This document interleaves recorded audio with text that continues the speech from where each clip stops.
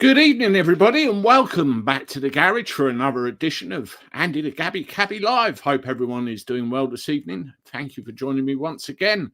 As you know, in my previous live stream, I spoke with Edward Oakenthal, member of Advance, and you can see the replay of that stream on the channel, so go and check that out at your convenience. Well, we've done a bit better this evening. I had a chat with Edward the following day, and we've managed to get the man himself, the leader of Advance UK, Ben Habib. So without further interruption or delay, I would like to bring him on. And here we go. Hello, Ben. How are you? I'm very well indeed, Andy. Thank you very much for having me on. You're very welcome indeed, and thank you for coming on. That's great. What I wanted to do is basically what everybody else has been doing, getting you on, have a chat about you, what's happening with Advance, and you know where we are going as a country, what's going to happen as a country.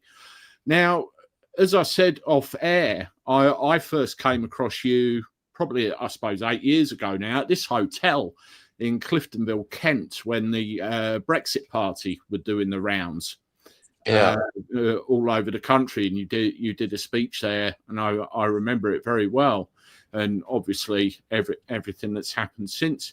I mean, the first question I like to ask everybody is, what in the name of hell convinced you to get into politics in the first place? So I think that meeting in Margate was 6 years ago, not 8 years ago. It was when I was with the Brexit Party.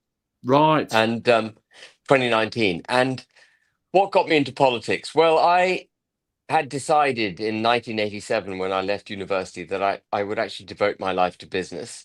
I'd have a family and I would do whatever I could in my life, and as most people, plan in their lives. And I had no idea of wanting to get into politics. I stayed in touch with politics because what happens in the political spectrum affects business and one's own livelihood in due course. But I wasn't really interested in politics. And I assumed wrongly, as it now transpires, the way I see things now, that the political class essentially had the best interests of the country at heart, that they might make mistakes, but they endeavored to do the best that they could.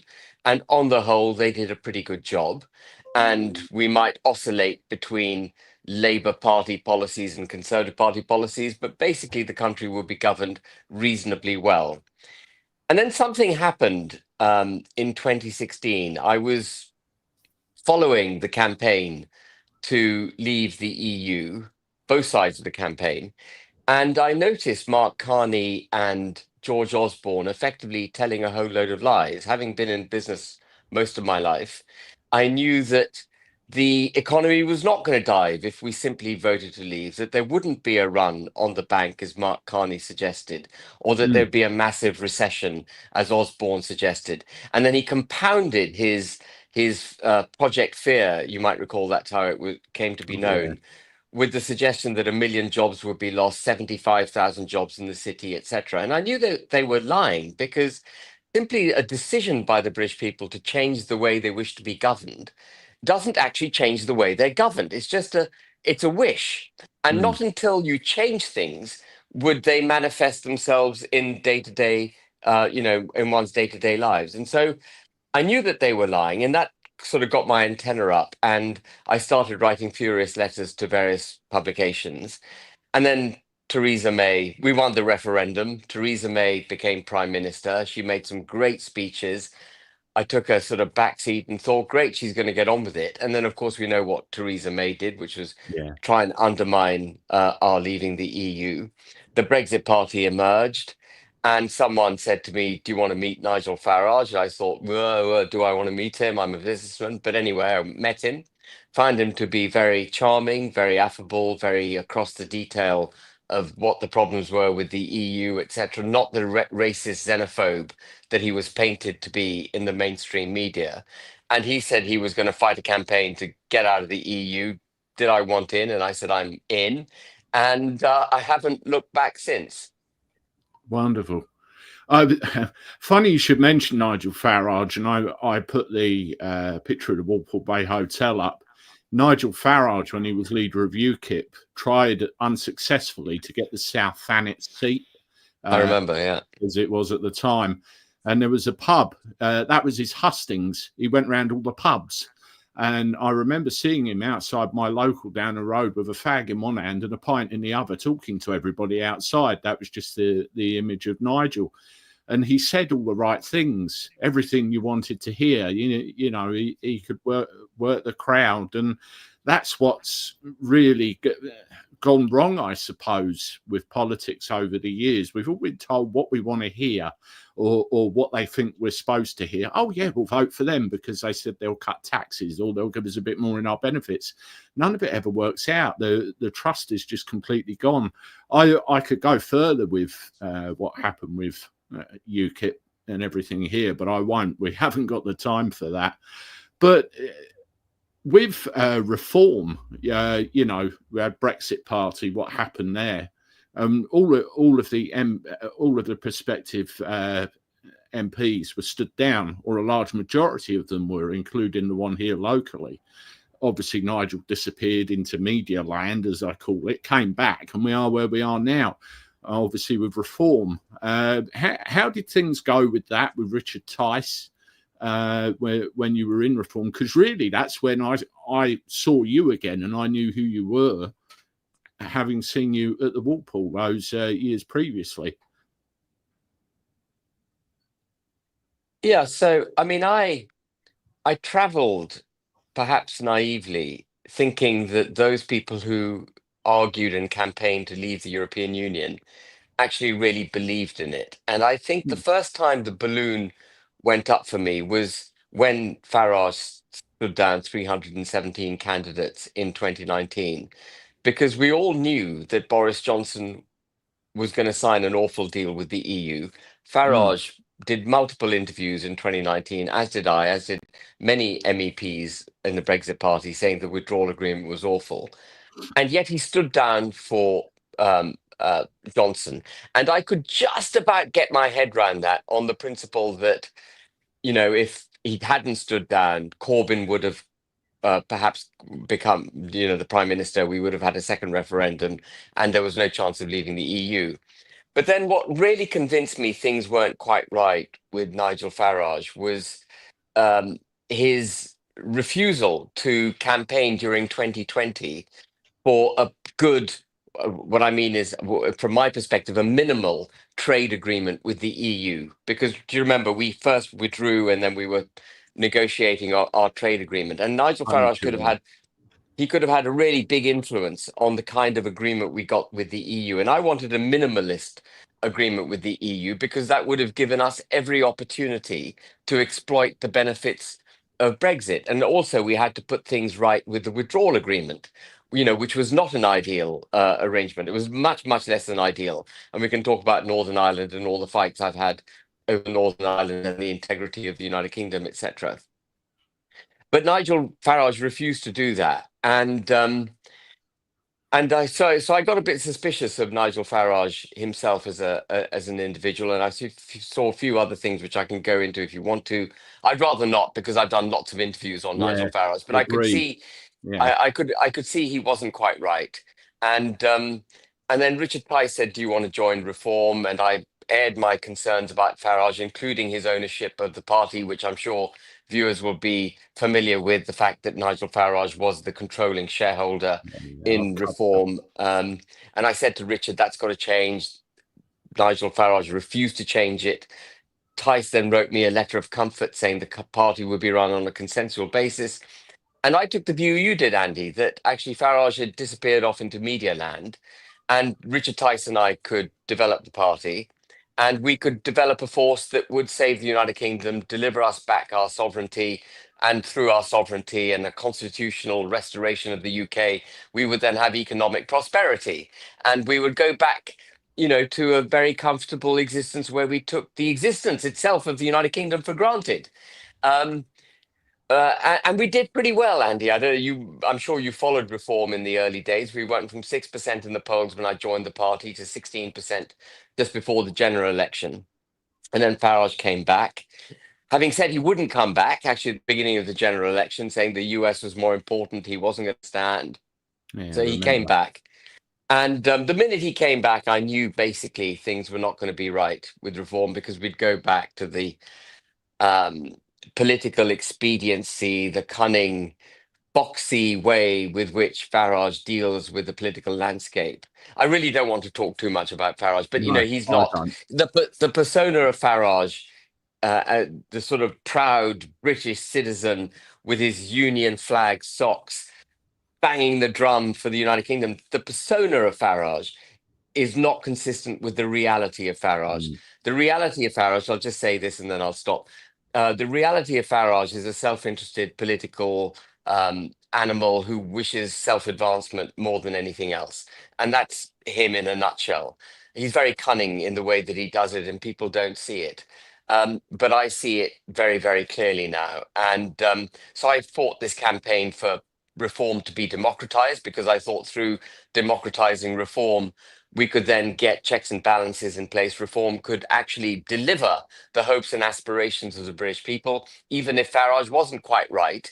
If you had the right structure around him, you could make him do the right thing. Um, but notwithstanding all the public pronunciations that he and Zair Yusuf have made, they haven't democratized the party. And then I saw an opportunity. I'm racing ahead. I'm sort of going ahead of your questions, perhaps, Andy. But yeah, that's all I right. saw an Keep talking. opportunity. I'd known for a long time a new political force was needed. And then I saw an opportunity for a new political force when they threw Rupert Lowe out of the party in the way that they did, because that revealed, I think, to those who are engaged in politics, that Farage is not, they'll use lawfare, they'll treat senior members of the party appallingly. This is not the force for good and change that we had hoped for in the United Kingdom. So I had known there was a need for a political force, and then I saw the opportunity for a political force. And then, of course, they threw Suella Braverman and Robert Jenrick and everyone else under a bus. And Mm, whatever your views of Suella Braverman as a Home Secretary, one has to recognize that she has said things that vast majority of Home Secretaries are simply not prepared to even go near. She'd made a fantastic speech in late 2023 in Washington, in which she called out the impending end of Western civilization if we didn't get a grip of the way that we're being governed. And that was that I think we can see that as a kind of political watershed moment, where you've got the Home Secretary of the United Kingdom saying, we're governing ourselves into oblivion. We've got to stop. And so I think reform calling her out also, I think, has revealed reform for what it is. What Suella Braverman's time in office was not good as Home Secretary. We had the Boris wave of immigrant. No, sorry, so she was under Sunak, but we had all that continuing. The Boris wave of immigration continued, but she wasn't of that cloth. She was mm. actually trying to stop it. And anyway, so I saw the need and the opportunity. And so eventually push came to shove. And I didn't want to do this, Andy. I didn't want to set up a political party. I know how difficult it is to set up a party. I know how difficult it is to get into the British electorate psyche. I know that firsthand, because I helped Richard Tice get reform on the map. Um, but I think it's absolutely necessary that we have a new party in this country. And I think that it is absolutely possible for that new party to establish itself. We tend to think of the political landscape as being quite settled, as it has been. People culturally vote either Labour or Conservative. And it's been very difficult to break that cultural disposition. But reform has broken it. And the British people now are crying out for change. And they're not crying out for the kind of politics that reform is offering up. They're crying out for a form of politics which puts the United Kingdom, its interests and its people's interests firmly at the front and center of every policy and its political philosophy. And reform isn't doing that. And I can give you lots of examples of why it's not doing it. So, anyway, Advance UK was launched. I set a hurdle just to test that my own understanding of where where people's minds was. I just to test that I wasn't getting it wrong. I set a hurdle of 30,000 members for Advance UK in order for us to then take the step for electoral commission registration, become a full political party, start fighting elections and so on. And I've been bowled over by the response. And, we've, just to put this in context, I think UKIP, I'm not having a go at UKIP, but UKIP has 3,000 members. And within 7 or 8 weeks of our launch, we're now well over 20,000. We've got well over 22,000 donors and members. And we've got over 30,000 people signed up, some of whom, you know, weren't able to afford the £10 fee. So we're moving very, very quickly to 30,000 members. I'm absolutely certain we'll be at 30,000 members in a matter of weeks. We won't have to wait months. I had actually thought it'll be 6 months minimum before we get to 30,000. We're going to get there, I think, by September, middle of September. And so we are then going to be applying for registration with the Electoral Commission, and we will become a fully fledged political party. And you'll be £100,000 out of pocket.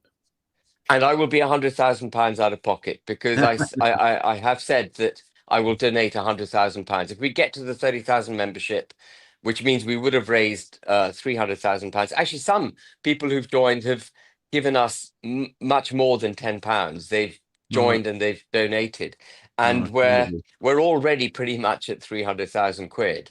In terms of money raised, and I would put 100,000 in, because I think it's really important, Andy, that we govern as we we set out our stall and we follow it, and we put our money where our mouth is. We've had too many politicians talking the talk and not walking the walk, and I want people to know that when I put that 100,000 in, I'm doing something actually that no political leader of any party has done before. I don't see Farage putting money into his party. Kemi Badenoch hasn't put any money in. Keir Starmer hasn't. I'm not aware of any leader of any political party who would have done what I'm about to do. And I want it to be utterly clear that I'm doing this not because I wish to make some political personal advancement. It's because I'm really in this along with all the people who've, joined Advance. Absolutely. I want to roll back to something that you said a few moments ago, which is very important. One of the things that really is problematic in my mind with politics, and probably many other people as well, is the fact that if you look at PMQs on any given day, they just end up arguing over the dispatch box and trying to make each other look as bad as possible. And you see all the tittle tattle between all the different parties. Oh, look what they did. It's, and it's just, well, pardon my French, but it's bullshit. And you just did something. I'm not sure whether you picked up on it a few minutes ago. You didn't go down the Farage bashing route. You've said enough now. I've said this many times. Don't want to talk about it anymore. That's very important, because that shows we've got work to do. Put that over there somewhere. It's done with. I found that very, very, very insightful, really. Well, thank you. I mean, I've talked a lot about Nigel Farage. People have wanted to understand why it is I fell out with Reform, and they've wanted to understand why I've set up Advance UK. And it's hard to tell that story without talking about Reform and Nigel Farage. But the reason I got into politics was because I could see fundamentally that the political class was not representing the British people, that actually it was trashing the United Kingdom. Nowadays, if you believe in the United Kingdom, your class is far right. If you believe that we should have borders, that we should make policies for the betterment of our country and our people, you're classified as far right. And the political class and establishment has deliberately done that, because it's standing against the people. It's standing against this country. It's governing through global internationalist principles, which are fundamentally not in our interests. And so, I'm a conviction politician. I don't need to be in politics. And for me, the key thing is to get to the solutions. I want to reveal the problems without just giving you sound bites and riding the 24-hour news cycle and finding the latest atrocity that allows me to bang the drum.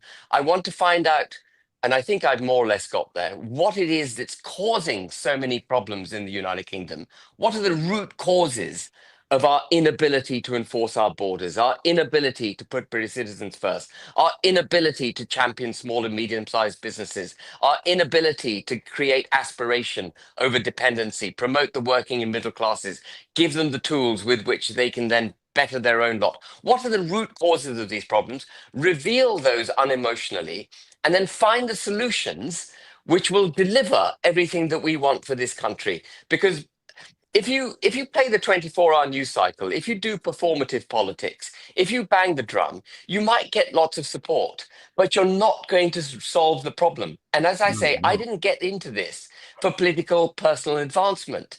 I got into this because I want to solve the damn problem.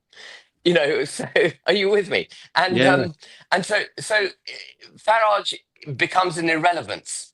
he He's does. an impediment in the way of getting to the right result. And I'm just going to keep driving with Advance until we get to the right result. One of the, I mean, I just want to talk about Brexit just for a second. Yeah, Anybody that voted to leave, I've always read and always seen that we get put in a particular container. It's either racist, ignorant, stupid, or any other connotation of, or yeah, they wanted to stop the boats, so they voted Brexit. Me personally, I voted for Brexit because I recognised there was a political union over there somewhere trying to assert control of my country. And absolutely. they weren't voted by me. How can they know anything about the decisions that require making for the betterment of my country? That's why I voted leave. And one of the things I'll show you this that was pointed out to me. This is England. It's been being regionalised. There's 8 regions, 9 regions. Never mind all the counties and shires that make up England. It's being regionalised. Now, from what I read, correct me if I'm wrong, this is an EU construct. Get out, go away. It's not yours. And I do Yeah. have to wonder, did we get a real Brexit? No, Or we was didn't. it We done we for the absolutely moment? didn't. No, no, No. no, we didn't, Andy. We didn't anywhere near get a. We haven't left the European Union. The vote to leave the EU was not just a vote to leave the EU. It was a vote for a new social contract between the British people and the government, a Mm, contract in which the British people's interests would be put first, the United Kingdom would be put first, that we would be sovereign, and that we would be a proud, independent, prosperous nation. That's what the vote to leave the EU was. And yeah. what we got were 2 new treaties, one of which left Northern Ireland behind, created a border down the Irish Sea, which has been confirmed by the Supreme Court. There is a border between Great Britain and Northern Ireland. We've set aside the acts of union that actually created our country. The United Kingdom technically doesn't exist as a result of the withdrawal agreement that Boris Johnson signed. And then the trade and cooperation agreement that we signed hitches us at the hip on state aid, competition, employment, net zero, environment, commitment to the EU's arrest warrant. So a court in Europe can demand the arrest of a British citizen, and we can't protect that British citizen. That's not a trade agreement. That No. is a political agreement. That is a security agreement. We didn't vote for that. We didn't vote. We're spending money. We're spending hundreds of millions of pounds of British taxpayers' money contributing to the EU Defence Fund, which is a weapons development program for EU interoperability, for the creation of an EU army. People don't understand what Boris Johnson signed. We have not left the EU. The battle Mm, in politics is not between the left and the right. The battle in politics is between the global order and national order. And I stand firmly on the national side. That's what the British people voted for. The biggest democratic mandate in 2016, which has been ignored. Brexit is still the issue of the day. mm. Brexit is still the issue of the day. And this, without wishing to go back to Farage, is something I don't understand about him. He was Mr. Brexit. And yet Mm. he doesn't acknowledge this fact. He says Brexit's done. We just haven't done it properly. No, Brexit's not done. No. Until we are sovereign, until we are able to make policies for our country without having to take the knee to international law, we will not be able to do what's right for this country. We No. will be dancing to other people's tune. And Starmer, you may have heard me say, is positively anti-British, because everything he does is for the global order against the United Kingdom. You've seen that he's signing us up to more EU regulations. He's given our fish over in greater for a greater period to the EU than Boris Johnson did. He is taking our army even more into the European Defence Union. He is signing up under the guise of having to protect Europe. He's going to hand over command of British armed forces to Brussels. What could be anything? What could be more damaging to our national security than effectively making us interoperable with the EU and then giving them command effectively of our armed forces? This is the direction we're moving in, and we need to stop it. We need to stop it now. The absence of borders, mass immigration, mass illegal migration, and inability to deport people, all of this is because they don't care about the United Kingdom. They care about the global order. Are you with me, Andy? And that's what Advance UK. So if you read up on Advance UK, we have a very simple mission statement. We believe in the nation state of Great Britain and Northern Ireland in all its parts and for all its people, promoting and protecting its Christian constitutional and cultural roots. We believe in the freedom of the British people, freedom of speech. We stand against the indoctrination of our children. We stand for democracy and the throwing off of the shackles of supranational institutions and international law, the removing of bureaucracies and the lanyard class. Say bodies like Ofcom, like Elcom, like the OBR, and so on, that is so damaged our democracy and taken power away from Parliament. We stand against those, and we stand for equality under the law, because we no longer have a criminal justice system that is blind to your background or blind to your ethnicity. Justice should be blind. It should be dispensed equally across everyone, no matter your color, no matter your religious beliefs, your sexual preferences, whatever. And actually, we have a sentencing council, for example, that wants to sentence people differently based on their ethnicity. I mean, nothing could be more obvious about the two-tier criminal justice system we have than our desire, not our desire, the sentencing council's desire to hand out prejudiced judgments. So we live in a country where every political party should be banging the drum for the nation state, should be banging the drum for freedom of speech, should be banging the drum for democracy and equality under the law, and none of them are. No. They're all part of the hijacked global order. And Advance UK set out its mission statement first, because I think it's critical, Andy, that in order to deliver the policies that will save the United Kingdom, you first have to have a political philosophy from which to create those policies. You need to know what it is you stand for. And none of the other political parties actually have that philosophy. As evident and obvious as our mission statement should be, none of them have it. And so we are unique in the British landscape. I want to talk about, because you mentioned something that stuck out to me, and there's a super chat here I want to read. Thank you very much for the £10. English Constitution is a solution. Ben never speaks of England and the English. The UK is not a country, it's a political union. Before we go down that road, you mentioned something about the Acts of Union. Now, there's the Acts of Union 1706, 1707, and the Act of Union 1800, which joined Northern Ireland to everything else. And you said a few minutes ago they've just ignored the Acts of Union. Which Acts of Union? So it's the 1800 Act to which I'm referring, which created the United Kingdom. Before that, we were just Great Britain. 1707 created Great Britain, with Scotland coming in. And I'm referring to the Act of Union 1800. I'm referring specifically to Article 6, which states that no sovereign, by which it means no government, should create a situation, should sign an international treaty pursuant to which the Irish, now the Northern Irish, would not be on an equal footing with Great Britain. That every part of the Union would be on the same footing when it came to trade between every part of the Union and with any international partners. The withdrawal agreement, which basically left Northern Ireland in the European Union customs union, as well as subject, by the way, to EU human rights law and various other things, excise duty, VAT, and so on, that put Northern Ireland on a different footing from Great Britain. It was very cleverly done by the EU because it gave them the ability to effectively pull Northern Ireland out of the United Kingdom, and in the process also create a grappling hook into the flesh of Great Britain, so that we can't deviate and do what we wish to do for fear of losing Northern Ireland. And I think what we're going to end up doing, if we're not careful, is losing Northern Ireland and losing Great Britain. I understand. I'm going to come back to the English question.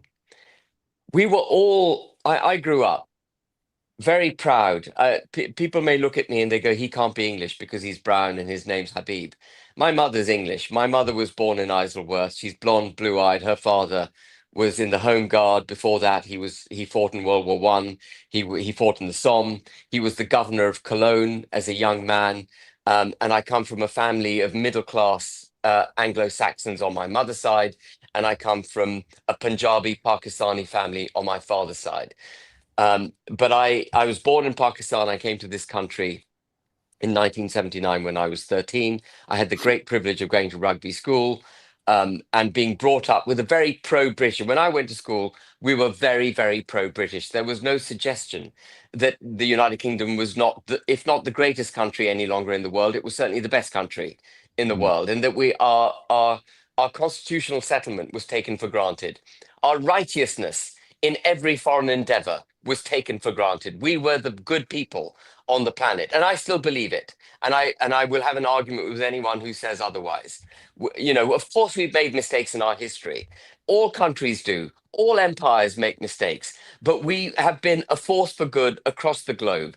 Without the United Kingdom, we wouldn't have international trade the way it is. We wouldn't have had the agrarian revolution. We wouldn't have had the industrial revolution. We wouldn't have had the abolition of the slave trade. We wouldn't have had all the technological advancements that the world has seen so fantastically in the 19th century and 20th century. We're a fantastic country. And I'm not going to allow people to just talk us down because they've got some kind of guilt complex about our terrific past that we had. But coming to your point, when I grew up, we grew up with taking all of that for granted. And so we could have our little debates about England being, you know, the best rugby team, or support England against Scotland if we were playing footy, or whatever it is, and have a go at the Welsh and have a go at the Scots or whatever. That was fine. That was fine when our existence as the United Kingdom was taken for granted. It is no longer fine. You do not sustain yourself as a country. England will not sustain itself as a country if we throw our brethren under the bus. We will not be able to do it. We've seen Chagos go. I don't know if people are aware, but Gibraltar has gone. Gibraltar, which afforded us the ability to defeat Napoleon, which was a critical port during World War II, has been handed over in the last few months without any fuss to the European Union. If we start becoming very England-centric, we will find that we will be defeated as a country. We have to stand absolutely firm for the United Kingdom. We must not allow any more ceding of authority, not allow any more interference by international institutions and foreign powers in the United Kingdom. We can have our little discussions about England versus Scotland, Wales, Northern Ireland, how that arrangement settles, what's best for our respective peoples. But let's have that debate after we have secured the United Kingdom. We can't have that debate when the United Kingdom itself is facing a threat to its very existence. And that is where we are at the moment, Andy. I see a lot of comments from, you know, different parts, Scotland, England, Wales, Northern Ireland to an extent, and you know they all want to be treated equally. I mean, there's English here, you know, the rest is spoken about, but what about England? I think that does generate a lot of you know, ill feeling to an extent where you know a lot of this comes from, and you get things like we've got to stick together. Now, when I look at the history of it, I keep going back to the same thing again and again. The British Parliament. the way we are governed, the way the parties have been set up, whips and things like that. And it appears to me that decisions are no longer made for the betterment of the people. I mean, hell, even the job description of an MP has been rewritten under everybody's nose. I'm not sure if you were aware of that. That's on the actual government website. You can read it. And it no longer says represent the people who put you there. You know, it's crazy. I don't know what you think about it. It is all gone. We are slip sliding very, very fast. I mean, I think the fact that an MP can take their seat without having sworn allegiance to their role in their country on the Bible is a real sign that the country is not where it should be. No. You know, we are slipping. But the threats that we face are much, much bigger now than the threat of England not getting a fair shake of the economic dice, for example. Of course, I'm aware that we sustain Scotland, we sustain Northern Ireland. By the way, that doesn't have to be the case. You know, with the right policies, we could have Northern Ireland could be fantastically economically prosperous. But if you, I mean, let's just talk about Northern Ireland for a second. It's the biggest deficit economy in the United Kingdom. We, the English, are supporting it to the tune of about between £8,000 and £10,000 per head of people that live in Northern Ireland. That's what we're paying for Northern Ireland. But if you allow Northern Ireland, as it does, to trade with the Republic of Ireland as an open economy, and then give it a corporation tax rate that is twice what it is in the Republic, don't invest in it in the way that the EU has invested in the Republic. More British money, by the way, has gone into the Republic of Ireland than it has into Northern Ireland, because we paid money to Brussels and they put it into the Republic. So if you invest in the Republic, you give it a lower tax regime, Northern Ireland is going to suffer. And we have, our political class has done nothing to address that imbalance. Northern Ireland doesn't have to be a bad economy. Scotland doesn't have to be a net taker from English largesse. We need proper joined up thinking of how we're going to govern the country for everyone to be prosperous. And, you know, the idea that you make up, everyone talks about leveling up, leveling up, leveling up. Yeah. And what it boils down to is chucking cash at areas that actually need a complete economic reinvention. At the same time, as we deindustrialize the United Kingdom, the vast majority of the parts of the United Kingdom that are not doing well because we deindustrialized them. We handed over manufacturing to foreign powers. We then adopted net zero, which made energy for industry extremely expensive in the United Kingdom. We've damaged our ability to level up. What we need to be doing, and Trump has got this right, he's absolutely got this right, is bringing production back to the UK. Now, that in itself is going to be a painful process. But if you bring production back to the UK, if you make the regulatory environment more favorable for businesses in the UK than it is in the EU or the US, if you reduce taxes so businesses can make more money in the UK, Scotland, Northern Ireland, and the UK than they can, and England, than they can in Europe or the US, you'll get foreign businesses investing in the UK. You will get resurgence of economic prosperity, and leveling up will happen automatically. Trump has seen it. Trump has seen it. He knows you can't be spending loads of blooming cash on China and expect to become prosperous. You've got to do it at home. And so you even see this with Reeves, and you know their idea of leveling up is more benefits for people living in the northeast, or more benefits for people living in the east end of London. You don't do it that way. You've got to give people the tools with which they can make their own prosperity, and that involves, you know, we talk about immigration. Stop me if this is boring, but I think it's on point. We talk about immigration all the time and the damage it's doing. Yeah. Undermining British workers, creating problems for our housing, for our NHS, it's more burden on the public sector, et cetera, et cetera. But international free trade is a bit like immigration. You're giving British jobs away to Chinese people who are creating those products. That trade deal that we just did with India, I don't know if viewers are familiar with it. Starmer just signed a trade deal with India. I am, yeah. The last thing we should be doing, is signing a free trade deal with India. Why would we want to give them access to our highly regulated, highly taxed markets, selling their cheap product into our market, effectively using their lack of regulations, their lower taxes, their lower wages to undermine our ability to produce stuff? It's daft as brushes. What we Mm. should be doing is making ourselves more competitive as a country.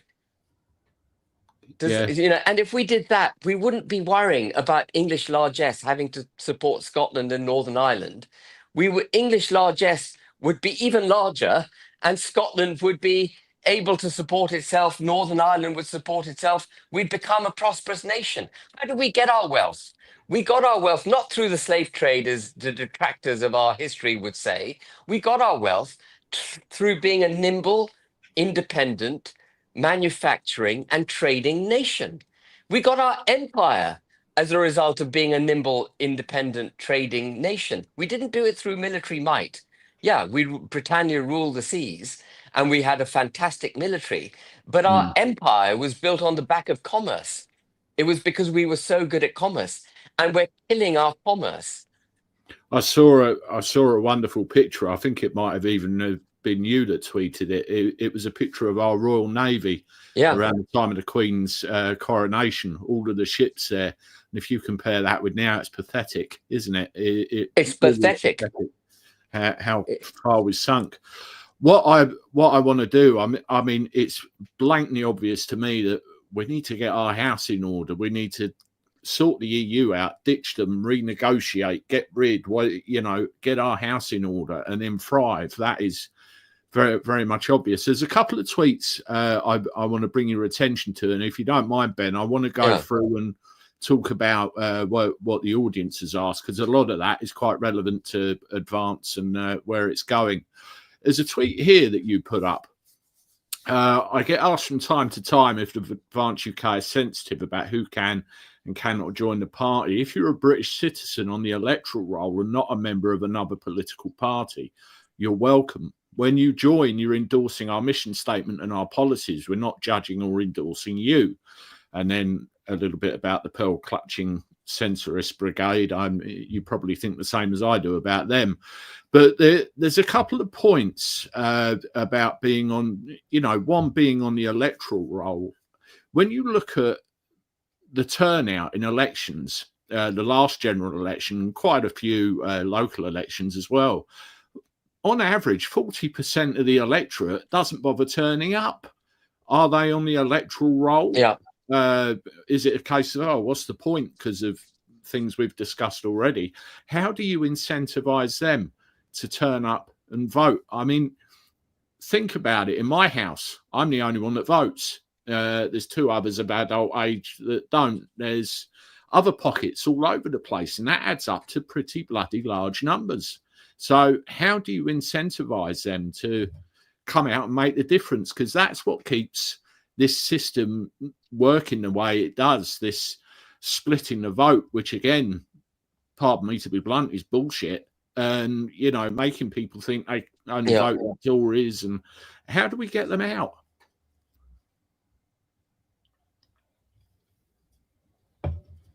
Can you hear me, Andy? I seem to have lost you there for a second. Are you there? Yeah. So, I mean, just on that point, you're absolutely right.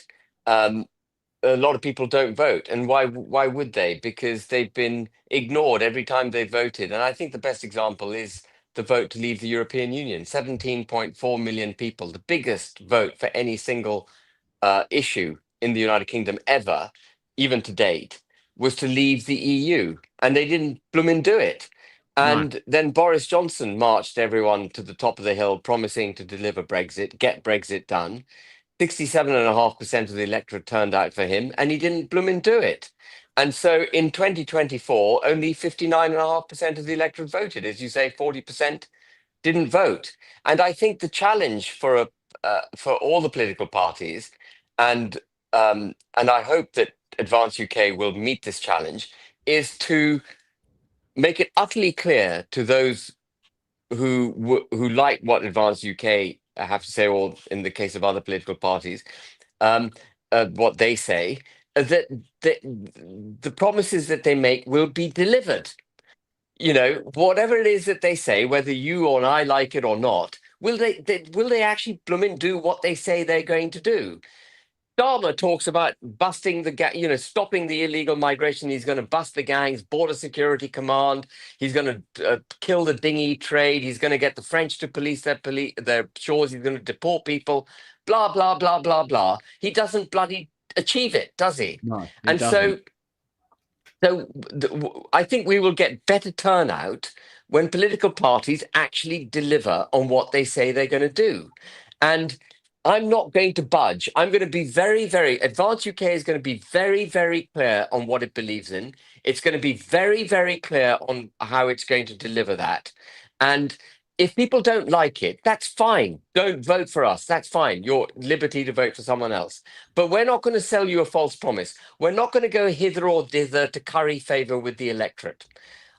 We have a very clear view of what is correct and right for the country, what's going to save the country, and how it's to be saved. And we're going to put that out there for the British people, and then it'll be for them to decide. And I do believe, by the way, Andy, that the silent majority and where the British people are at the moment is exactly what Advance UK will be offering. Whether or not we'll be able to make the connection with the British people, with the silent majority, remains to be determined. Can Advance UK get well known enough to make the impact it needs to make at the next general election? That remains to be determined. But I'm 100% confident that the silent majority, the 17.4 million people who voted to leave the EU, would be completely behind Advance UK. I think that's the main thing, isn't it? I mean, you know, you've been doing the podcast rounds, myself, Paul Thorpe, Leon Tufts, and various others. You seem to have disappeared from the likes of GB News and Talk TV and everything. So we know why. You're a threat. You know, sweep you under the carpet. It's just getting the word out, isn't it? And the policies. You mentioned the boats. I mean, can I just say something on that? Can I just say something on that? They're in for a shock. They're in for a shock because if they think they can silence me, forget it. The more they try and silence me, the louder we're going to scream. And it's not me. It's the British people who are going to scream. I'm going to give the British people a voice through Advance, and we are going to scream, and they won't be able to shut us up. It's been quite revealing for me, Andy, that the way certain channels who purport to be for free speech and purport to stand for the United Kingdom, etc., are now turning on Advance UK. Yeah. And how they're not turning on other parties who shall remain nameless. Yeah, it's the establishment against the need and want to change, isn't it? Very, very much so. Danny in Spain. Hi, Danny. Good to see you, mate. This really is the man for the job now, in my opinion. Come on, let's all get behind Ben. Absolutely. Thank you, Danny. There's another comment. I wonder if Paul's sneaking around in the background somewhere. Wouldn't surprise me. Yeah, absolutely. First, I've heard Ben speaking. I really like this man. Could listen to him all day. Really knows his stuff. That's Steve Moore. Thank you, Steve. That's wonderful. Okay, let's say £5 super chat. Who's the lad who levered the French? Who's the lad who kicked Boney's ass? Okay, I think I get the sentiment. Thank you for the fiver. Let's say you won the general election and Prime Minister Ben Habib, that's got a ring to it, hasn't it? What would your first year in office look like? What would be your priorities? Where would you start? Have you thought about that? Yeah, I have. I've thought about it a lot. I mean, so the first day in office, forget about the first year, the first day in office, and this is, I think, critical. Any party wishing to form the next government and to deliver a pro-British agenda has to have ready not just the policies, but the draft legislation. And the other thing, Andy, is you've got to say what it is you're going to do in your manifesto, because the Lords can't resist you if you set it out in your manifesto. If you're telling porkies to get into office and then you try and do something else, the Lords can resist you because it's not a manifesto pledge. So we're going to be very blooming clear about what it is we're going to do. We haven't made our policies yet, but the overarching approach of Advance UK is going to be on day one, suspending the granting of indefinite leave to remain in the United Kingdom. So no one gets the right to remain here indefinitely just because they've been here for a few years. Suspending the granting of British citizenship straight away. The repealing of the Human Rights Act, which is effectively the European Convention of Human Rights embodied in British law, which I think has done so much damage to British citizenry because it's equated human rights for everyone to basically being a British citizen. It doesn't matter that you're a British citizen anymore in the United Kingdom. You have no better rights. In fact, your rights are worse than people who've come to this country. Repealing the Equalities Act, which has created progressive discrimination. Effectively, it's the foundations for the promotion of minorities over and above into the detriment of the majority, what I would call progressive discrimination. Repealing the Climate Change Act. So getting rid of net zero, supercharging our industry, our businesses, cutting our energy costs, drilling for gas, getting rid of the Human Rights Act so we can enforce our borders, and making sure that anyone who's in the United Kingdom here, we can deal with the benefit of some time by suspending the granting of indefinite leave to remain in British citizenry. So I would put a protective blanket at day one. There would be a protective blanket around the United Kingdom, giving us a clean field with which to then deliver all the policies we need to for the United Kingdom over the forthcoming years. Does that make sense? Certainly So get does. rid of the age. So we don't know how many immigrants are here legally or illegally. But if you suspend giving indefinite leave to remain and suspend granting of British citizenship, you've bought yourself time to find out what the hell's going on before you have to deal with it. Get rid of the Human Rights Act so that you can implement your borders and you can deport people the way they need to be deported. Instead of people being in four-star hotels, you detain them and then you deport them. And if you can't deport them to the countries from which they came because we don't have deportation arrangements with them, you sanction those countries, or you cease trading with them, or you cease giving them aid that we used to give them. You find a mechanism to force these countries to take their people back. And those people who are here legally, we give them incentives consensually. Please go back to your home. We want to settle our country. You've been great. Please go home. We need that period of stability and protection while we sort ourselves out. I don't advocate any extreme measures. I don't advocate doing anything that would be violent or in any way revolutionary. What I'm setting out is the principles by which we would buy ourselves time to then peaceably resolve our position. And nothing I've said should be offensive to anyone. It is simply protecting the UK. No one's entitled to indefinite leave to remain. No one is entitled to a British citizenship. No one is entitled to stay here if they came here illegally. No one is entitled to stay here if their visa has expired, and so on and so on and so forth. And yeah, so that's the first day.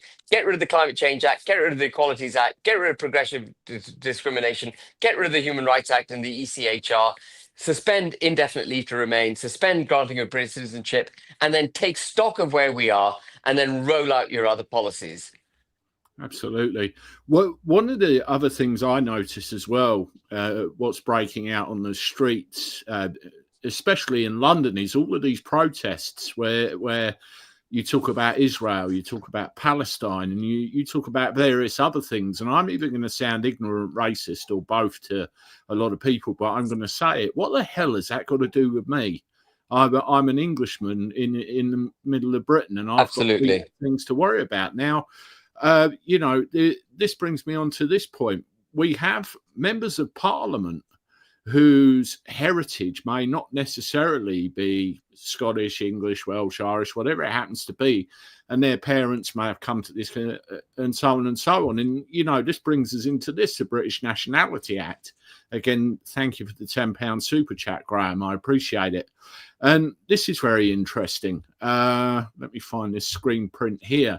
Commonwealth citizens in the British Nationality Act 1981. Commonwealth citizens are recognised as having certain rights in the UK, including eligibility to stand for election to the House of Commons or sit in the Lords. Section 52. This has to change. 6. This has to go. This has to go. Exactly, because they bring all of their other concerns with them, not English concerns, not British concerns. And they can vote in our elections. And this has to go. That has to stop. Absolutely. That's a day one thing too. Absolutely, and there's many things like that.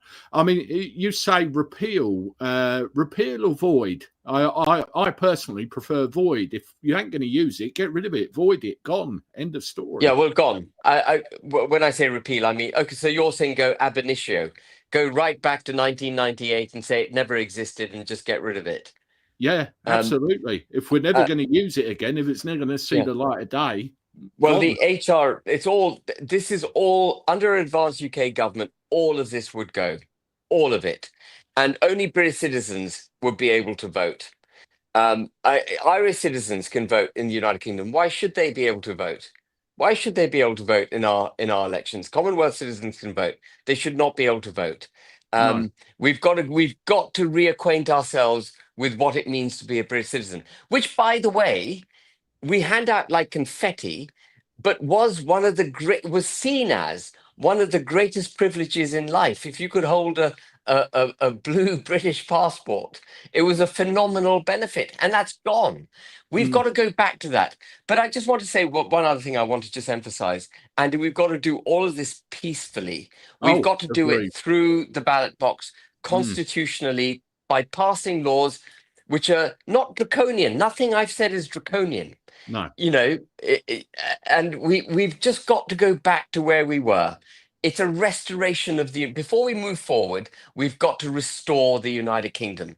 And that's why I don't want to go back to the English point necessarily, but that's why it's so important to just keep the UK in focus. We can have our little internal debates later. Right now, it's the United Kingdom we need to protect, and we need to save the UK. This is our country. I'm a believer. I mean, the English Constitution Party chap that came up, there's a lot of things like the Bill of Rights, the Act of Settlement, and everything else. All of these things, the underpinning things that make up our country, there are solutions to a lot of our problems in the past. Absolutely. You know, and they're overshadowed by many new legislation, stature, and everything else. And we all get just bogged down with it, don't we? We need to strip it back to basics, throw out everything that's not important, doesn't matter. Effectively, pull up the drawbridge, get our house in order, and that's the way we're going. Absolutely. Right. Sorry, I lost you there, but yeah, so just quickly, just to say, I said to my daughter today, we've got to repeal the Human Rights Act. And my daughter's 24 and, you know, she's a very capable, bright young lady. But she was horrified that I would wish to strip people of human rights. But of course, repealing the Human Rights Act is not stripping people of human rights. We had brilliant human rights, as you were saying, Andy, in this country before the Human Rights Act. It was in the broader body of law. We created blooming human rights. We don't need the EU or the European Convention of Human Rights to tell us what human rights are. We know what they are. Anyway, sorry. Yeah. That's all right. I agree with everything you just said there. Let's go and have a look at some other audience questions here. Some of them we might have covered. Yeah, this is one. Mr. Grumpy says, why isn't he working with Rupert Lowe? It's stupid to be divided. What's the situation with you and Rupert? We're not. So Rupert and I are friends. We're not divided. Rupert just doesn't think this is the time. Well, I wanted Rupert to lead this party. I didn't want to be leader of Advance UK. I'm doing this because Rupert effectively decided Actually, quite late in the process, he decided he didn't want to lead it because he didn't think this was the time for a new party. He wanted a cross-party movement. And I'm not interested in a movement. We've got lots of movements. We've got loads, there's no shortage of people wanting movements. I want to deliver a political force which can make a difference. And Rupert is most welcome to join Advance UK whenever he wants to. There's no division. We see things the same way. I think a movement's not the way out. I don't think it results in anything. We need a new political force. What's your opinion about smaller parties who look to Advance UK and think maybe how would you foresee that working? Could you work with smaller parties? Would you want I'd them be absolutely, anyone who wishes. You read that tweet out the post that I put on X, that anyone is welcome to join Advance UK. We're not going to say, we're competitors. If you're politically, philosophically aligned with us, join us. Let's merge. Let's join forces. Let's get on with this. It's not about the individuals. It's not about party politics. It's about getting the right agenda, the right mission, bringing great minds, fearless speakers, capable people together who can then champion what needs to be done. Absolutely. What would be the best way to get hold of you? Anybody that falls under that category, the website, Twitter. Yeah, so please go to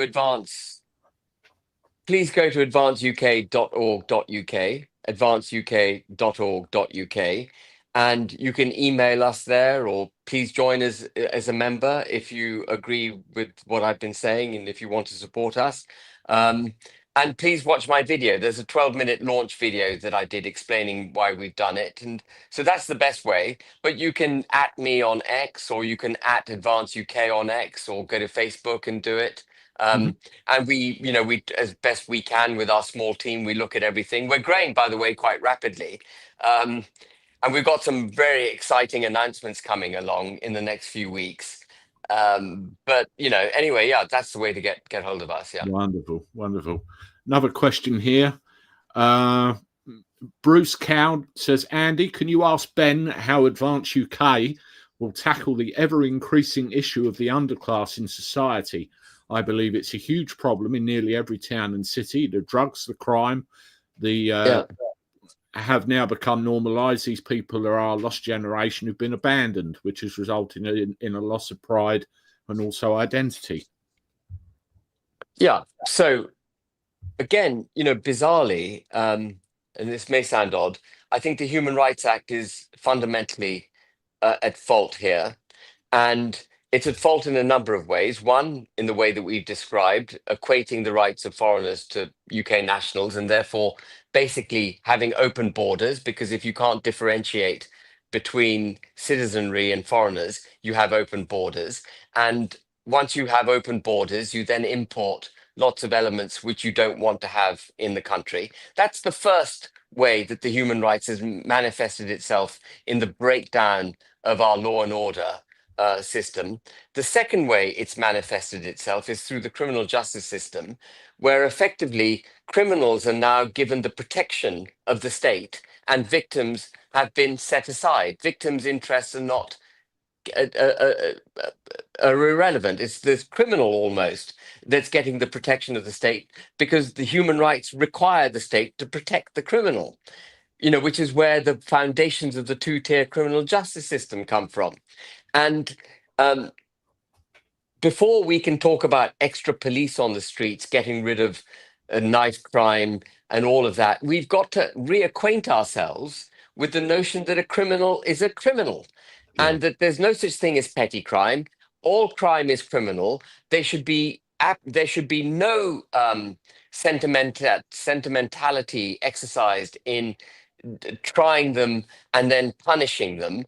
It should be absolutely blind to who they are, and the criminal justice system should work.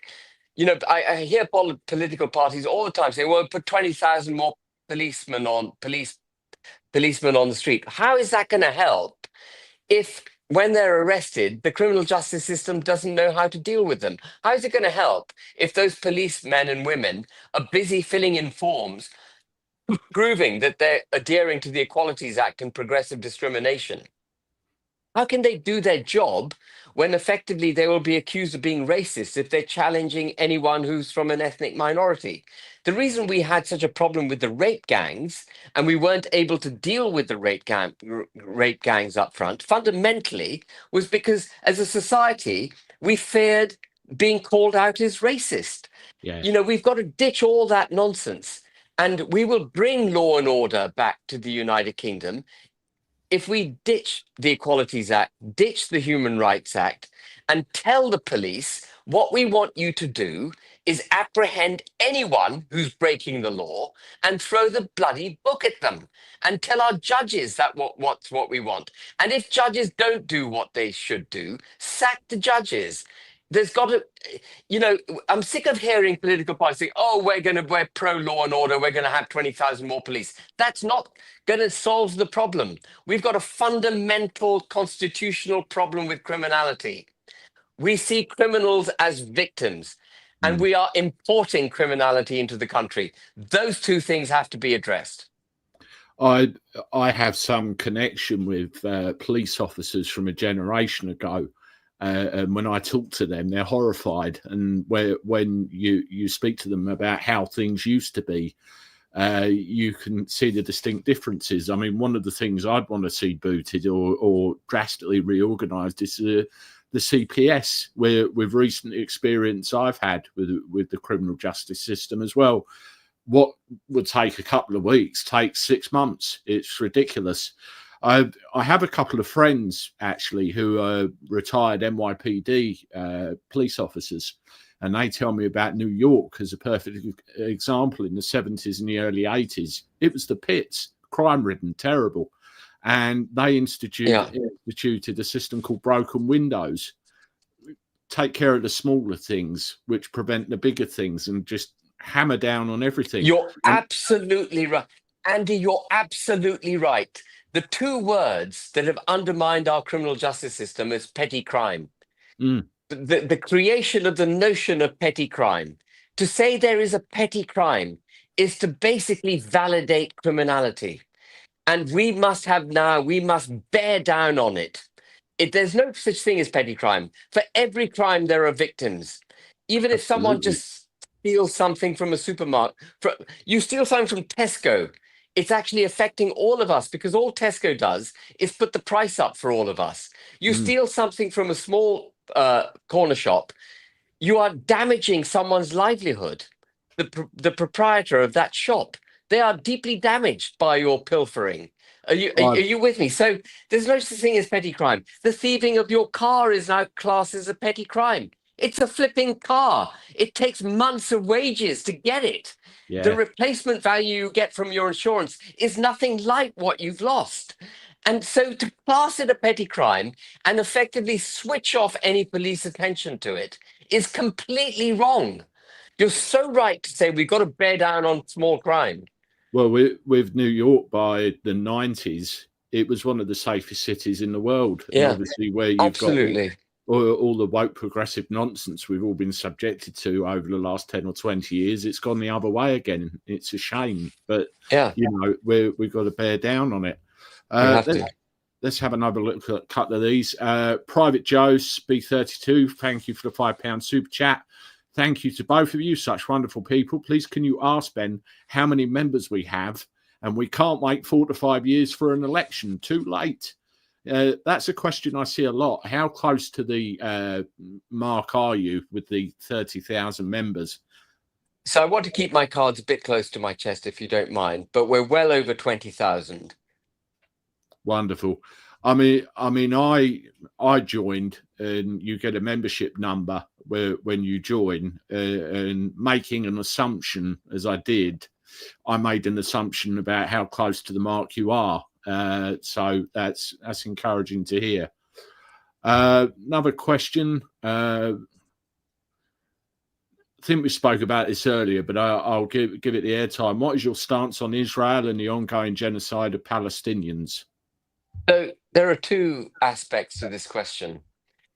There are international atrocities being played out across the planet all the time. Mm, In Syria, President Macron welcomed a former Al Qaeda leader to Paris. Dharma was on the verge of doing it in the United Kingdom. And this guy is now in the southern part of Syria, killing people left, right, and center. Um, there are crimes taking place against humanity in Libya. There are crimes taking place in China against Muslims. Um, the Uyghurs are being abused by the Chinese. There are crimes taking place in India against people and in Burma against the Rohingya, and so on and so forth. There is no shortage of international oppression of people and the abuse and killing of innocent women, children, and men. There is no shortage of it in the globe. The Palestinian Israeli issue is more interesting for the United Kingdom because of the way it's playing out on our streets. That's mm, the issue that I find the sort of more pressing, important issue as a British citizen and as a British politician. Why is it we're obsessed with that? And the reason we're obsessed with it is because we have now imported into our society an element that is using it actually to promote an anti-British agenda. And when people come out on the streets and they parade for Palestine against Israel and they death to Israel, river to the sea, and all that kind of thing, actually they're attacking the United Kingdom. It's not so subliminal. It should be pretty clear to people. It's an attack on everything we believe in. And I'm not, of course, I don't want innocent Palestinians to die. What's starvation of any peoples is awful. What happened on the 7th of October 2023 was absolutely atrocious. mm. Thousands of innocent women and children killed in the most dehumanized, barbaric way possible. That was bound to get a massive reaction from Israel. But what exercises my mind is how that's playing out in the United Kingdom. And I want to settle this country. I'm much more for domestic policy than I am for international policy. Yeah, that's. I'm of the similar mind. You feel for these people, of course you do, but you know, it's what happens at home, isn't it? Yeah, Uh, but on that, what the hell were Hamas thinking? What the hell were they thinking? Did they think that Israel would not turn around and absolutely hammer them? And why haven't they, if they care about the Palestinian people, why haven't Hamas surrendered? Why haven't they given up the hostages? If you were Hamas and you cared about the Palestinian people, knowing what you know about Israel and the way it's going to treat you, you would absolutely hand over the hostages and say, right, we surrender. Wouldn't mm. you? Absolutely. I mean, you've only got to look at footage of the Gaza Strip before and after.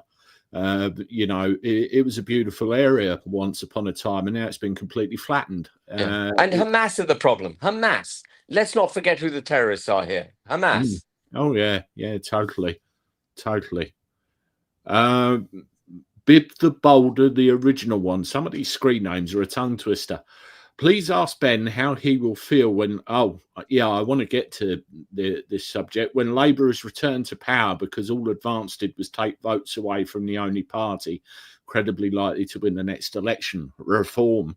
This is the split the vote Question. subject that comes up a lot. So What? I wouldn't have launched I wouldn't have launched Advance, right? I nearly said Reform there. I wouldn't have launched Advance if I believed Reform could deliver. Mm, Um, if you get a Reform government, it's going to be an utter disaster. It's going to be a disaster for this country. If Farage won't do what's required, but worse, he will trash the agenda. He will trash that which needs to be done to save the country because people will say, well, Farage was elected. He had the opportunity to do everything you say that you want to do. And look at the mess we're now in. mm, It is critical that a force like Advance, in my mind, exists. We have to set a very clear agenda for the United Kingdom, and we need to convey that to the British people. And it's not about what happens in 2028 or 2029 right now. Right now, it's about establishing the correct political philosophy, the correct policies. This is how we save the UK. And we need to bring as much light on that as possible. And let's worry about the electoral mathematics and strategies for 2028 and 2029. Right now, back what you believe in. Don't vote for something for fear of Labour. Stop the lowest common denominator approach to politics that is so undermined the progress of this country by I'll vote so and so because they're bad, but they're not as bad as so and so. Vote for what you want to believe in. Well, vote for what you believe in. Back people you believe in. Back the political philosophy you believe in. Give it the opportunity to be delivered.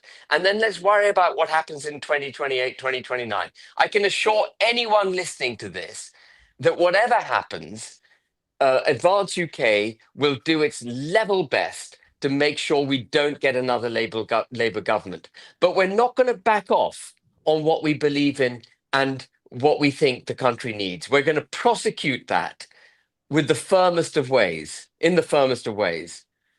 In my way of thinking, the days of you've only got two choices is over. Labour or Conservative. It's over. It's gone. Done. It's over. It's done. It's over. The best thing you can do for yourself, your family, your friends, and everybody else is anybody that doesn't engage in the process, bloody well make sure they do. You've got time to get as many backsides out there as possible and make sure they engage in the process. That's the only way we're going to turn this around, I think.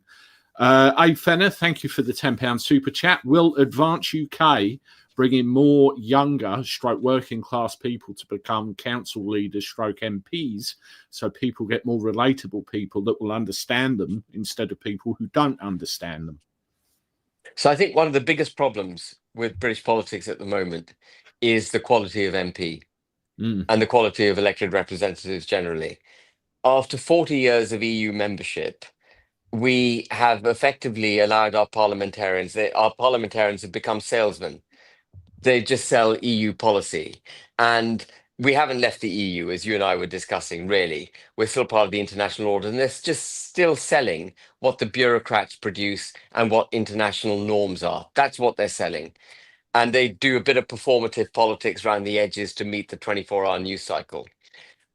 One of the things we've got to do, and I think we're beginning to see it happening in the UK's landscape, is bring back into politics people who are in it because they're conviction politicians. Without wishing to, pat myself on the back, I think I'm part of that change. I'm a businessman. I shouldn't be in politics. In any historic period, I wouldn't be in politics. I'm only in it because I can see what a disaster this lot are making for the country. And what we need is more real people. If I can class myself as a real person, we need more real people getting into politics generally. And Advance UK has set up a structure which would allow people to come forward much more easily. And the reason I say that is, as you read earlier, Andy, anyone can become a member. We're not going to police our membership. We're not going to practice cancel culture on our members. People want to join Advance UK, join Advance UK, put your name forward. We will then vet you. We will see whether you're able and capable and worthy of being a parliamentarian. But more importantly, we also have this college. Did I mention this? I'm sure you're familiar with it, Andy. I'm not sure. Yeah, but please do. Yeah, so we're setting up. We have a college which will number between 50 and 100 people when it's at full tilt. We've got about 20 now, and we're announcing names as we go forward. And this college will be their members, but they're people who are really first-class thinkers, fearless speakers, capable people who come from all walks of life. We're not fishing in the same pond of politicians that have delivered us to the problems that we now find ourselves. We want new people coming in, and we want them in the college so that the college can then set the direction of travel of the party and keep the executive including myself as leader, keep us honest, make sure that we do what we're meant to be doing, and that we recruit the right people, that we create the right policies, etc., in keeping with our mission statement and our philosophy. And through the college, I think Advance UK will have the ability to really find the right candidates to be in all the kinds of jobs that they should be in.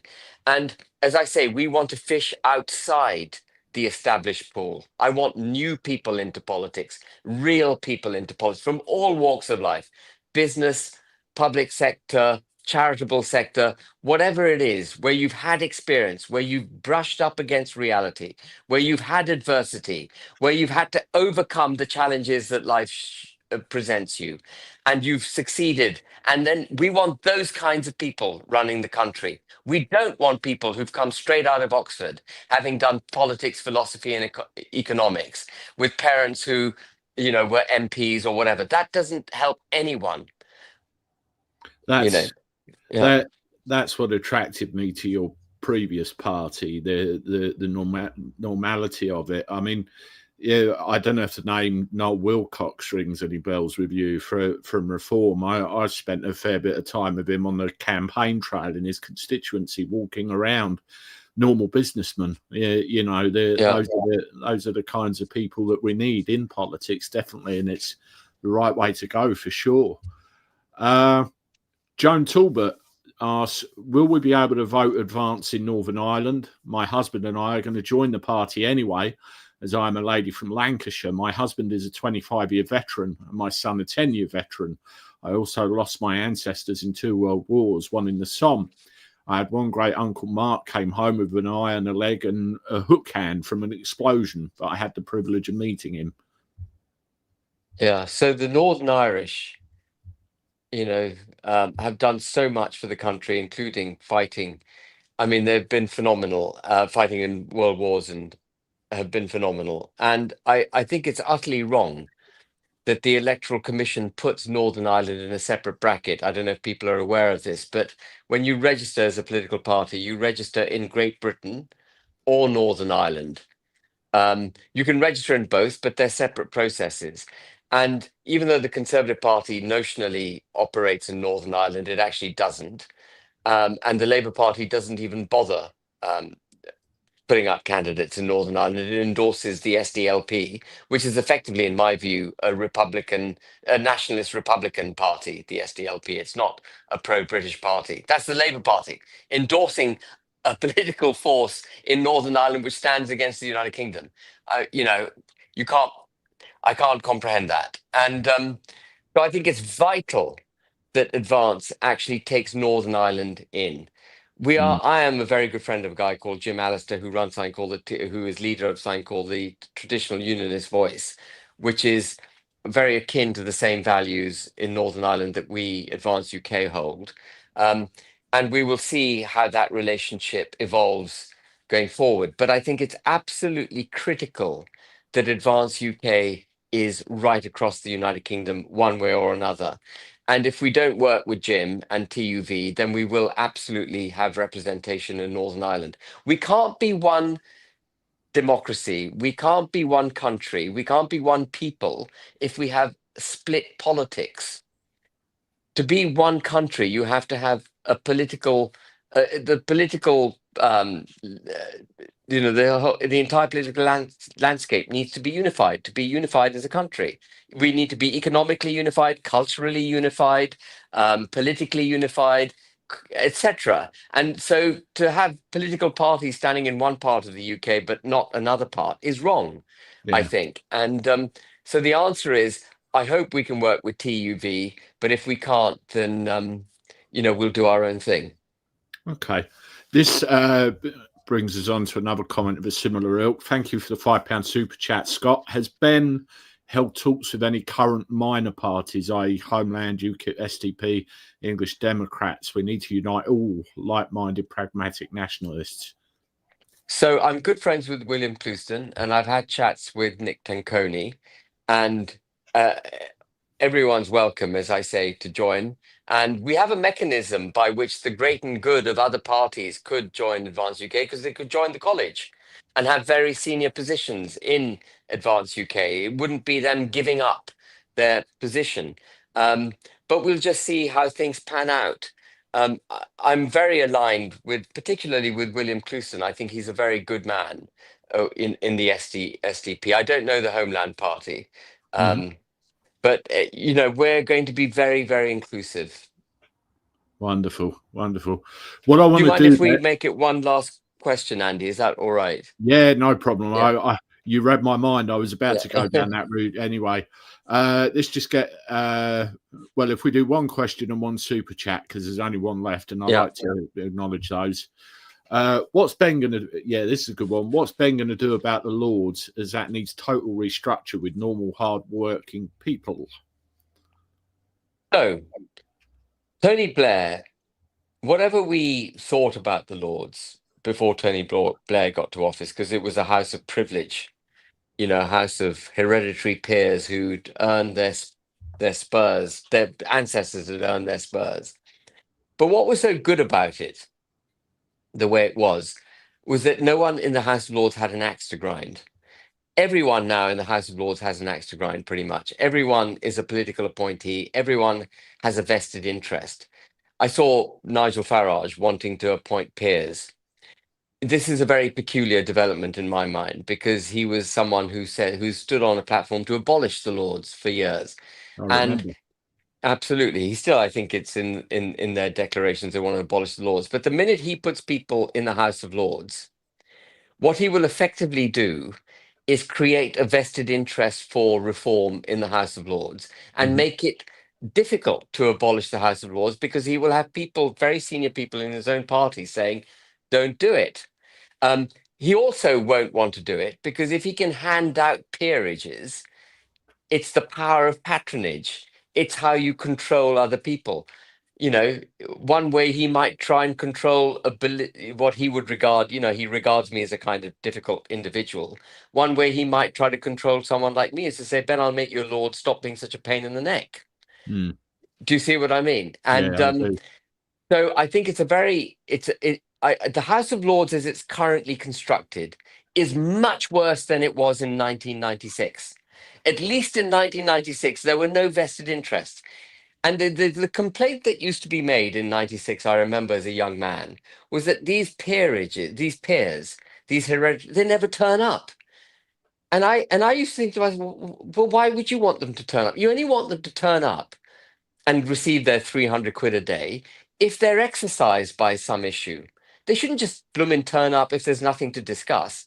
The House of Lords should be the conscience of the country. It should actually represent it should be like a spiritual guide. Mm. It should be a legal guide. And that's what it was. You know, Starmer wants to take the bishopric out of the House of Lords. I don't know if you are aware of I that, am Andy. aware of that. Yeah, big Now, alarm bells. big alarm bells. Why does he want to do that? He wants to do it because he's taking the Christian constitutional roots out of the country. When he takes the bishopric out of the Lords, that'll be the end of the unified church and Mm. constitutional position of the church in the United Kingdom. He's done it with Tony Blair did it with the Supreme Court. He took the Law Lords Act, created the Supreme Court.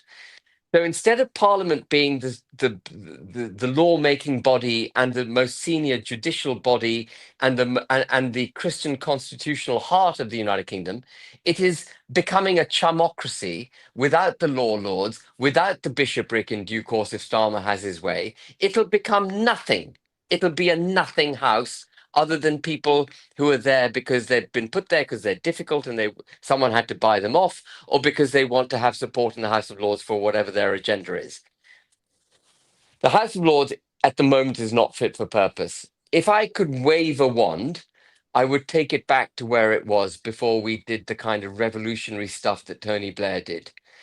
And it's a question that my college is going to have to grapple with. What do we do Mm. with the House of Lords? But what we must not do is go down the path Farage is now going down and wanting peers. He is basically going to embed himself in the problem, and then he will not be able to solve it. No, absolutely. Last super chat, Ben, and then we will wrap this up. Barbara Davis, how is Ben getting his voice heard? Has he been blocked by GB News? And thank you for the £10.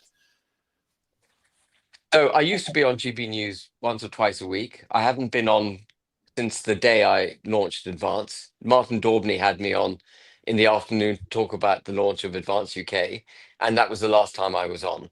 And so whether I've been blocked or not, that's only GB News can answer that. But it's very peculiar to me that I haven't been on since Advance UK effectively was launched. And Talk TV similarly has, diminished quite considerably its interest in me. I used to be on nearly every day. But it doesn't matter to me, Andy. It doesn't matter. The voice of the British people will be heard, and it's people like you, Paul Thorpe, Andrew Gold, Vincent Marshall, Liam Tufts, all these great new outlets to, Trump won the election on podcasts. And I'm going to get to the British people come hell or high water. It's great. I mean, I started this in this very garage 5 years ago, and it's exploded because people just want to hear relevance from normal people, and it's certainly a great way to go. And you will spread. There's no two ways about it. Yep. You will spread. Well, everybody, that's an hour and a half. We've been talking to Ben this evening. Thank you very much, everybody, for listening. What I would ask is 2 favors. Can you subscribe to the channel if you haven't? Very much appreciate it. Actually, 3 favors. Hit the like button because it helps the YouTube algorithm spread this everywhere, get the word of Advance about. And please, whatever social media you're on, X, Facebook, Instagram, whatever it happens to be, blast this everywhere so as many people get to know about Ben and Advance as possible. And what I like to do with any guest I have on the channel, Ben, is give the last words over to you. Well, I'd just like to thank you, Andy, for having me on, giving me an opportunity to reveal myself to your viewership, and thank everyone who's given up their Wednesday evening to listen to me. And you may not like everything I've said, but I will always speak from the heart, and I will do my level best to deliver that which I promise. And I actually really think we are needed, and I think the United Kingdom will be very grateful to anyone who joins Advance, anyone who promotes Advance. And we are in a very desperate position in the country, and I hope that we can do what's right to save it. Absolutely. Well, thank you from Ben. Thank you from me. And as always, I look forward to talking to you soon.